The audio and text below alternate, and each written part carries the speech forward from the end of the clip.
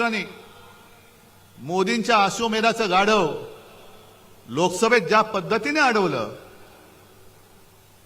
तो फटका अजून त्यांच्या वर्मी जो घाव बसले त्यातनं अजून ते उठत नाहीयेत. आणि त्यांना पक्क माहिती होतं की ज्या क्षणी महाराष्ट्र आपल्या हातातनं जाईल त्या क्षणी दिल्ली कोलमडणार आहे. जर महाराष्ट्राचा निकाल सर्व जनतेच्या मनासारखा लागला असता तर आज दिल्लीतलं सरकार कोलमडलेलं तुम्हाला दिसलं असतं. ही महाराष्ट्राची ताकद आहे. आणि पहिला प्रथम जरा अमित शहांचा थोडा समाचार घेतो, कारण घ्यायलाच पाहिजे. उद्या परत येत आहेत. कुठे मालेगाव मध्ये जात आहेत का आणखीन कुठे जात आहेत, काय काय बोलून गेल्यात, काल काय बोलले त्याचा मी आज समाचार घेईन, उद्या काय बोलणार त्याचा मी परवा समाचार घेईन. पण समाचार मी घेणार, मी नाही सोडत.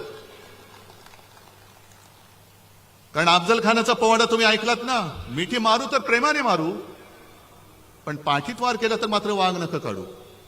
हा महाराष्ट्र आहे, हा महाराष्ट्र आहे आणि ही महाराजांची शिकवण आहे. अमित शहाजी, तुम्ही जे काय बोललात की शरद पवारांना त्यांनी जी काय दगाबाजी केली होती 78 साली, त्यांना 20 फूट जमिनीच्या आत गाडले.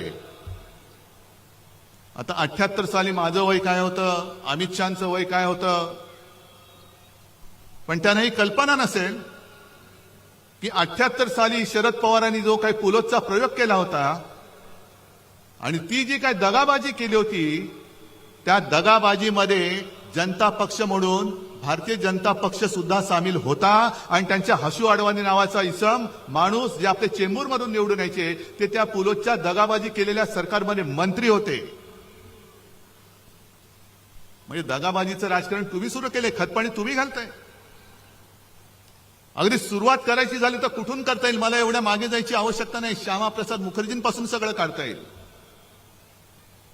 जनता पक्ष सुद्धा जो इंदिरा गांधींच्या हुकुमशाहीच्या विरोधात, आणीबाणीच्या विरोधात निवडून आला होता, जनतेने निवडून दिला होता, तो जनता पक्ष सुद्धा फोडण्यामध्ये तेव्हाचा जनसंघ हा आघाडीवरती होता. ही दगाबाजीची बीज ही अमित शहाजी तुमच्यामध्ये आहेत, तुमच्यामध्ये, आमच्यामध्ये नाही. दगाबाजी महाराष्ट्र कधी करू शकत नाही.